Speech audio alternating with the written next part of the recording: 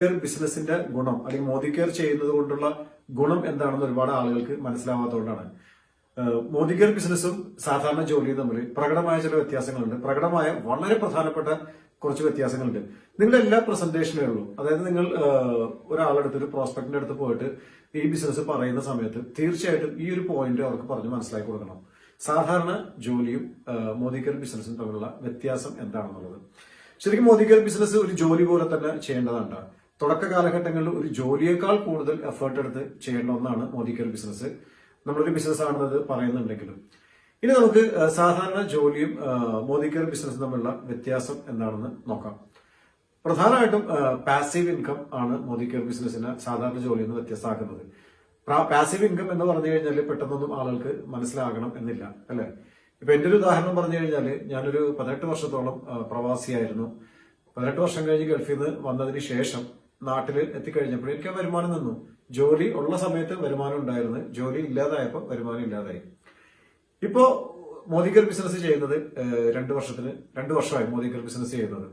ഇപ്പൊ ഇതുകൊണ്ടാണ് ഞാനും എന്റെ കുടുംബവും കഴിയുന്നത്. ഇനി ഏകദേശം ഒരു 1500-ലധികം മെമ്പേഴ്സിനെ ഞാൻ ഈ ഒരു 2 വർഷത്തെ കാലയളവിനുള്ളിൽ മോദി കെയറിലേക്ക് അസോസിയേറ്റ് ചെയ്തിട്ടുണ്ട്. ഇനി അടുത്ത മാസം ഇൻ കേസ് എനിക്കൊരു വർക്ക് ചെയ്യാൻ പറ്റാത്ത ഒരു സാഹചര്യം വന്നാലും എന്റെ ഇൻകം കുറയുന്നില്ല, അല്ലെങ്കിൽ ഇൻകം ഇല്ലാതാകുന്നില്ല. കാരണം ഞാൻ അസോസിയേറ്റ് ചെയ്യിച്ച ഒരുപാട് വ്യക്തികളുണ്ട്. അവരടുത്ത മാസം അതിന്റെ പിറ്റത്തെ മാസമൊക്കെ അവരവരുടെ വീട്ടിലേക്ക് ഉൽപ്പന്നങ്ങൾ വാങ്ങും. അവർ ഉൽപ്പന്നങ്ങൾ വാങ്ങുമ്പോൾ തീർച്ചയായിട്ടും എനിക്ക് ലഭിക്കേണ്ട ബോണസ് എത്രയാണോ അതെനിക്ക് ലഭിക്കും.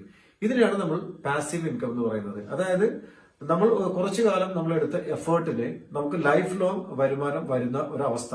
ഉദാഹരണം പറഞ്ഞു കഴിഞ്ഞാൽ ഇപ്പൊ ഒരു നല്ല പുസ്തകമൊക്കെ എഴുതുന്ന ആളല്ലേ, റൈറ്റേഴ്സ്, അവരെ പുസ്തകം എഴുതുന്ന സമയത്ത് മാത്രമേ എഫേർട്ട് ഉള്ളൂ. ആ പുസ്തകം എപ്പോഴൊക്കെ വിറ്റഴിക്കപ്പെടുന്നുണ്ടോ ആ സമയത്തൊക്കെ അവർക്ക് അതിന്റെ റോയൽറ്റി ഇനത്തിൽ വരുമാനം ലഭിക്കുന്നുണ്ട്. അതുപോലെ തന്നെ മോദി കെയർ ബിസിനസ്സിലാണെന്നുണ്ടെങ്കിലും നമ്മൾ കുറച്ച് നാള് എഫേർട്ട് എടുത്ത് കഴിഞ്ഞ് നല്ലൊരു ടീം ഡെവലപ്പ് ചെയ്ത് കഴിഞ്ഞാൽ പിന്നീട് നമുക്ക് നിഷ്ക്രിയ വരുമാനം, അതായത് പാസീവ് ഇൻകം കിട്ടുന്ന സാധ്യത, ഇത് നമ്മൾ പ്രത്യേകിച്ച് ആളുകളടുത്ത് പറഞ്ഞ് മനസ്സിലാക്കി കൊടുക്കണം. കാരണം ഒരാൾ 10 വർഷം ജോലി ചെയ്ത് കഴിഞ്ഞ് ജോലി ഇല്ലാതായി കഴിഞ്ഞാൽ അവർക്ക് വരുമാനമില്ല. അതേസമയം അവർ 10 വർഷം മോദി കെയറാണ് ചെയ്യണമെന്നുണ്ടെങ്കിൽ, അല്ലെങ്കിൽ 5 വർഷം മോദി കെയറാണ് ചെയ്യണമെന്നുണ്ടെങ്കിൽ അത് കഴിഞ്ഞാൽ അവർക്ക് ലൈഫ് ലോങ് വരുമാനം കിട്ടുന്നു. ഇത് ഒന്നാമത്തെ കാര്യം.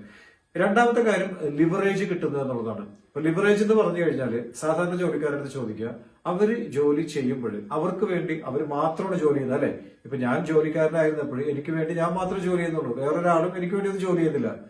പക്ഷെ ഇവിടെ മോദി കെയർ ബിസിനസ്സിൽ എനിക്ക് വേണ്ടി ഞാൻ മാത്രമാണോ ജോലി ചെയ്യുന്നത്? അല്ല, അല്ലെ? ഇപ്പൊ ഞാൻ അസോസിയേറ്റ് ചെയ്ത ആളുകളുണ്ട്, അവരവരുടെ വീട്ടിൽ ഉൽപ്പന്നങ്ങൾ വാങ്ങുന്ന ആളുകളുണ്ട്, കസ്റ്റമർ ആയിട്ടിരിക്കുന്ന ആളുണ്ട്, എന്റെ ലീഡേഴ്സ് ഉണ്ട്, അല്ലെ? ബിസിനസ് ചെയ്യുന്ന ആളുകളുണ്ട്. അവര് വർക്ക് ചെയ്യുന്നതിന്റെ ബെനിഫിറ്റ് എനിക്ക് കിട്ടണം. അപ്പൊ എനിക്ക് വേണ്ടി ഞാൻ മാത്രം അല്ല വർക്ക് ചെയ്യുന്നത്, എനിക്ക് വേണ്ടി വർക്ക് ചെയ്യുന്ന ഒരു കൂട്ടം ആളുകളെ നമ്മൾ സൃഷ്ടിക്കുകയാണ്. ഇതിനെയാണ് നമ്മൾ ലിവറേജ് എന്ന് പറയുന്നത്. ഇതും സാധാരണ ജോലിയിൽ നമുക്ക് കിട്ടുന്നില്ല. പ്രകടമായിട്ടുള്ള വ്യത്യാസം വളരെ ഇമ്പോർട്ടന്റ് ആയിട്ടുള്ളത്. അടുത്തൊരു വ്യത്യാസം എന്ന് ചോദിച്ചു കഴിഞ്ഞാല്, സാധാരണ ജോലിയിൽ ഇപ്പൊ നമ്മൾ ഒരു കമ്പനിയിൽ നമ്മൾ ജോലിക്ക് പോയി, പെട്ടെന്ന് നമുക്ക് എന്തെങ്കിലും സംഭവിച്ചു പോയി, നമ്മൾ മരിച്ചു പോയി കഴിഞ്ഞാൽ ഈ ജോലി നമ്മുടെ അടുത്ത തലമുറയിലേക്കൊന്നും കിട്ടുന്നില്ല, ഇതിന്റെ വരുമാനം അടുത്ത തലമുറയിലേക്കൊന്നും കിട്ടുന്നില്ല, അല്ലെ? പക്ഷെ മോദി കെയർ ബിസിനസ് നിങ്ങളൊന്ന് ആലോചിച്ച് നോക്കിയേ, നിങ്ങളുടെ കാലശേഷവും നിങ്ങളുടെ കുടുംബം നിങ്ങളുടെ വരുമാനത്തിൽ ജീവിക്കുന്ന ഒരു അവസ്ഥ സംജാതമാക്കാനായിട്ട് മോദി കെയർ ബിസിനസ് മാത്രമേ പറ്റുന്നുള്ളൂ, അല്ലെ? അതായത് ഇപ്പൊ ഞാൻ ജോലി ചെയ്തു, നല്ലൊരു ടീം, ഞാൻ മോദി കെയർ ബിസിനസ് ചെയ്തു, നല്ലൊരു ടീം സെറ്റപ്പ് ചെയ്തു, നല്ല വരുമാനത്തിലെത്തി. അതിനുശേഷം എനിക്ക് എന്തെങ്കിലും സംഭവിച്ചു കഴിഞ്ഞാലും എന്റെ കുടുംബത്തിലേക്ക് ഈ ഒരു വരുമാനം അടുത്ത ആരാണ് നോമിനി അവരിലേക്ക് വരുന്നു. അതായത് അടുത്ത തലമുറയിലേക്ക് കൈമാറ്റം ചെയ്യപ്പെടുന്ന ഒരു ബിസിനസ് അല്ലെങ്കിൽ ഒരു വരുമാന മാർഗമാണ് മോദി കെയർ ബിസിനസ്സിന്. അപ്പൊ ഈ പ്രധാനപ്പെട്ട 3 വ്യത്യാസങ്ങൾ നമ്മൾ എല്ലാവരുടെ ഈ ബിസിനസ് പ്ലാൻ പറയുന്ന ആളുകളടുത്ത് പറഞ്ഞ് മനസ്സിലാക്കി കൊടുക്കണം. എങ്കിലേ നിലവിൽ ജോലി ചെയ്യുന്ന ആളുകൾക്ക് അല്ലെങ്കിൽ ജോലി അന്വേഷിക്കുന്ന ആളുകൾക്ക് മോദി കെയർ ബിസിനസ് ചെയ്യാനായിട്ടുള്ള താല്പര്യം ഉണ്ടാവുള്ളൂ. പിന്നെ പ്രധാനമായിട്ടും ആളുകൾ ജോലി പ്രിഫർ ചെയ്യുന്നതിന്റെ ഒരു കാരണം എന്താണെന്ന് വെച്ച് കഴിഞ്ഞാല്, ജോലിക്കുള്ള ഒരു ഗുണം എന്താണെന്ന് വെച്ച് കഴിഞ്ഞാല് പെട്ടെന്ന് നമുക്ക് പൈസ കിട്ടും, അല്ലെ? ഇപ്പൊ ഈ മാസം ജോലിക്ക് കയറി ഈ മാസം ശമ്പളം അത് ഫുൾ ശമ്പളമായിട്ട് നമുക്ക് കിട്ടും. പക്ഷെ മോദി കെയർ ബിസിനസ് അങ്ങനെയല്ല. കാരണം തുടക്കത്തിൽ വരുമാനം കുറവായിരിക്കും. ഇപ്പൊ എന്റെ ആദ്യത്തെ ചെക്ക് 120 രൂപ 130 രൂപ ആയിരുന്നു. ആളുകൾ എന്നെ കളിയാക്കി. രണ്ടാമത്തെ മാസമായപ്പോൾ 1000 ചില്ലാൻ, മൂന്നാമത്തെ മാസമായപ്പോൾ 3000 ചില്ലാൻ രൂപ, അങ്ങനെ എന്റെ കൂടി വന്നാ. പക്ഷെ നമ്മൾ എക്സൈറ്റ് ചെയ്യിച്ച ഘടകം എന്താന്ന് വെച്ചാൽ വരുമാനം കൂടുന്നുണ്ട്, അല്ലെ? മോദി കെയർ ബിസിനസ്സിൽ അത് കൂടുന്നുണ്ട്, സാധാരണ ജോലിയിൽ അത് കൂടുതൽ ഫിക്സഡ് ശമ്പളം തന്നെ ആയിരിക്കും. അപ്പൊ അതുകൊണ്ടാണ് ആളുകൾ സാധാരണ ജോലിയിലേക്ക് പോകുന്നത്. തുടക്കം തന്നെ ആ ശമ്പളം ഫുള്ളായിട്ട് കിട്ടുമല്ലോ. പക്ഷേ 10 കൊല്ലം കഴിഞ്ഞാലും ഇതിൽ വലിയ ഗ്രോത്ത് ഒന്നും ഉണ്ടാവില്ല. പക്ഷെ ബിസിനസ്സിലാണെന്നുണ്ടെങ്കിൽ നേരത്തെ പറഞ്ഞ ലിവറേജ് പ്രിൻസിപ്പിൾ പ്രകാരം നമ്മുടെ വരുമാനം കൂടും, എഫേർട്ട് കുറയും.